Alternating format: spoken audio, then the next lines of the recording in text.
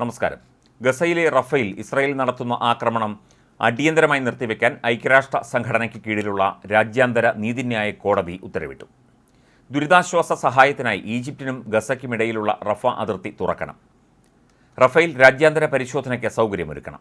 ഒരു മാസത്തിനകം പുരോഗതി റിപ്പോർട്ട് സമർപ്പിക്കണമെന്നുമാണ് ഇപ്പോൾ അന്താരാഷ്ട്ര നീതിന്യായ കോടതി ഇസ്രായേലിനോട് ആവശ്യപ്പെട്ടിരിക്കുന്നത്.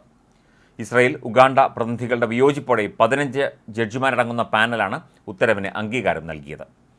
ഗസയിലെ കൂട്ടക്കുരുതി തടയണമെന്ന മാർച്ചിലെ ഉത്തരവിന് ശേഷം സ്ഥിതി കൂടുതൽ വഷളാവുകയാണ് ചെയ്തത് എന്ന് കോടതി കുറ്റപ്പെടുത്തി. രണ്ടാഴ്ചയ്ക്കിടെ 90,000 പലസ്തീൻകാർക്ക് കിടപ്പാടം നഷ്ടമായി. റഫേൽ മരുന്നും വെള്ളവും ഭക്ഷണവുമില്ലാത്ത അവസ്ഥയാണെന്നും കോടതി ചൂണ്ടിക്കാട്ടി.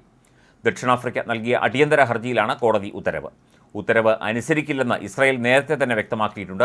ഇപ്പോൾ ബെഞ്ചമിൻ നെതന്യാഹു അത് ഒന്നുകൂടി ഉറപ്പിച്ചിരിക്കുന്നു. എന്നാൽ ഇസ്രായേലിന് മേൽ കൂടുതൽ രാജ്യാന്തര സമ്മർദ്ദത്തിന് ഉത്തരവ് വഴിയൊരുക്കും എന്ന റിപ്പോർട്ടുണ്ട്.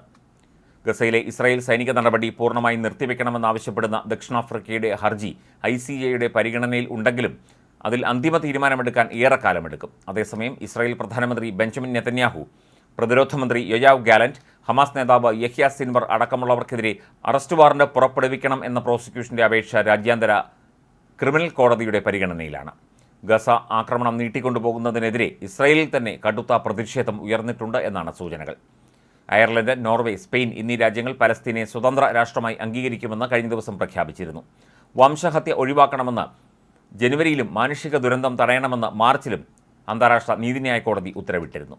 അതേസമയം റഫേലെ സൈനിക നടപടി അവസാനിപ്പിക്കണമെന്ന രാജ്യാന്തര നീതിന്യായ കോടതിയുടെ ഉത്തരവ് അംഗീകരിക്കില്ല എന്ന് ഇസ്രായേൽ വ്യക്തമാക്കി. ഇസ്രായേലിൻ്റെ നിലനിൽപ്പിനെതിരായ ഹമാസ് നിലപാടിനെ ശരിവെക്കുന്നതാണ് ഉത്തരവെന്ന് ഇസ്രായേൽ ധനമന്ത്രിയും തീവ്ര വലതുപക്ഷ നേതാവുമായ ബെസലേൽ സ്മോട്രിച്ച് ആരോപിച്ചു.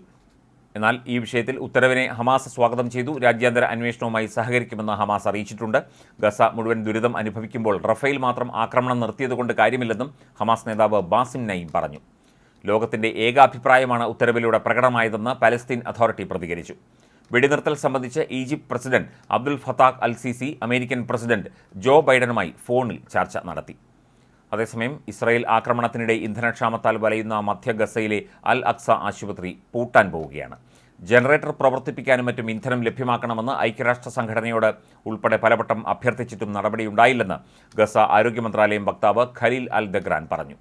5000 ലിറ്റർ ഇന്ധനം വേണ്ടിടത്ത് 3000 ലിറ്റർ മാത്രമാണ് ബുധനാഴ്ച ലഭിച്ചത്. രോഗികളും യുദ്ധത്തിൽ പരിക്കേറ്റവരുമായി 1300 പേർ ഇപ്പോൾ ഇവിടെ ചികിത്സയിലുണ്ട്.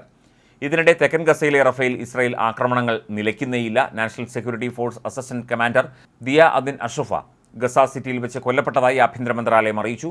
ഗസയിൽ ഹമാസ് നിയന്ത്രണത്തിലും വെസ്റ്റ് ബാങ്കിൽ ഫലസ്തീൻ അതോറിറ്റിയുടെ കീഴിലും പ്രവർത്തിക്കുന്ന സംഘമാണ് നാഷണൽ സെക്യൂരിറ്റി ഫോഴ്സ്.